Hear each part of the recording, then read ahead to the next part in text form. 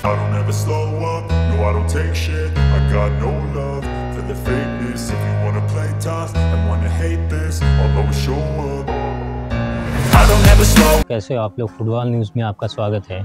Daily football की updates जानने के लिए हमारे चैनल को सब्सक्राइब करें।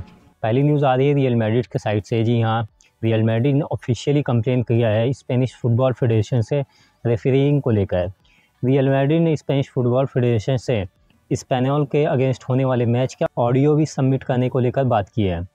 रियल मैड्रिड ने उनके अगेंस्ट दिए गए डिसीजन पर कहा है कि रेफरिंग बहुत फ्लॉड हो गई है और ये ह्यूमन एरर से ऊपर इंटेंशनली है, मतलब जानबूझकर रेफरी उनके अगेंस्ट में डिसीजंस दे रहे हैं और उन्हें हरवा रहे हैं।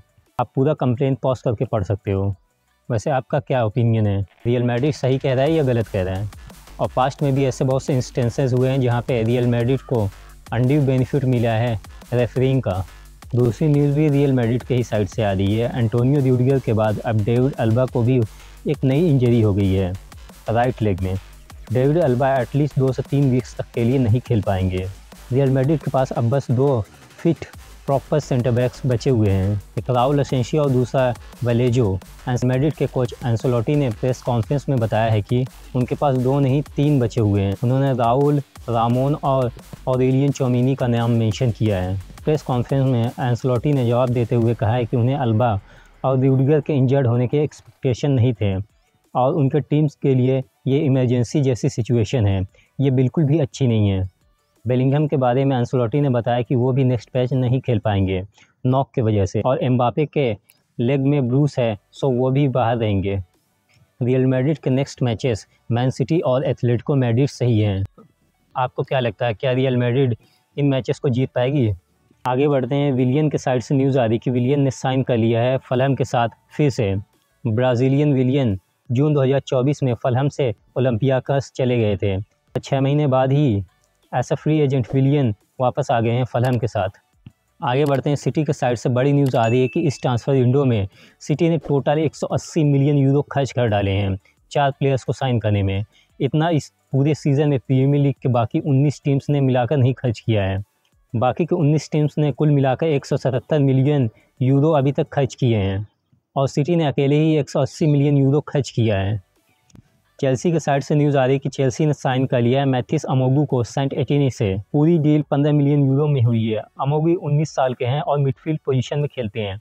चेल्सी ने अमोगू को 8 साल के कॉन्ट्रैक्ट ऑफर किया है। चेल्सी का प्लान अमोगू को अपने सिस्टर क्लब स्ट्रासबर्ग को नेक्स्ट सीजन में लोन पर देने का है, फिर उसके अगले साल रेगुलर स्क्वाड में शामिल करने का है। मतलब अमोगू 2027 से ही चेल्सी के लिए खेल पाएंगे। अल्फोंसो डेविस के साइड से बड़ी न्यूज़ आ रही है कि डेविस ने साइन कर लिया बायर्न म्यूनिख के साथ अपना नया डील। डेविस का कॉन्ट्रैक्ट 2030 तक के लिए वैलिड रहेगा। फरवरी जून में रियल मैड्रिड में जाने का प्लान उनका कैंसिल हो गया है। डेविस का कॉन्ट्रैक्ट जून में ही ख़त्म होने वाला था।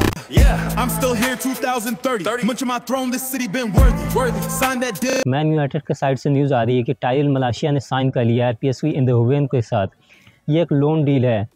जून तक के लिए यूनाइटेड उन्हें लोन पर भेज रही है। मलाशिया की जून तक की पूरी सैलरी PSV कवर करेगी। साथ में 10 मिलियन यूरो का बाई ऑप्शन क्लॉज भी है जो मैंडेटरी नहीं है। अगर PSV चाहेगी तो खरीदेगी वरना नहीं। यूनाइटेड ने साथ ही उसमें 30% का सेल ऑन क्लॉज भी ऐड किया है PSV उन्हें बेचती है तो। आगे बढ़ते हैं। क्रिस्टियानो रोनाल्डो का एक इंटरव्यू आउट हुआ है जिसमें उन्होंने Real Madrid, Man United, Messi, Vinicius Junior, Jude Bellingham के बारे में बात किया है। उन्होंने अपने आप को भी हिस्ट्री का बेस्ट प्लेयर बताया है। पूरे इंटरव्यू का लिंक आपको डिस्क्रिप्शन में मिल जाएगा। बाय द वे, आज क्रिस्टियानो रोनाल्डो हो गए हैं 40 साल के और नेमार ने कंप्लीट कर लिए हैं 33 साल। दोनों ही हमारे जनरेशन के one of the best players हैं। अब बात कर लेते हैं मैचेस की। कोपा डेल रे के क्वार्टर फाइनल के मैच में एथलेटिको मैड्रिड ने गेटाफे को 1 साइडेड मैच में 5-0 से हरा दिया। सिमियोन ने 2 और लिनो सोलात और एंजेल कोरिया ने 1-1 गोल स्कोर किया। कोरिया ने एक असिस्ट भी प्रोवाइड किया।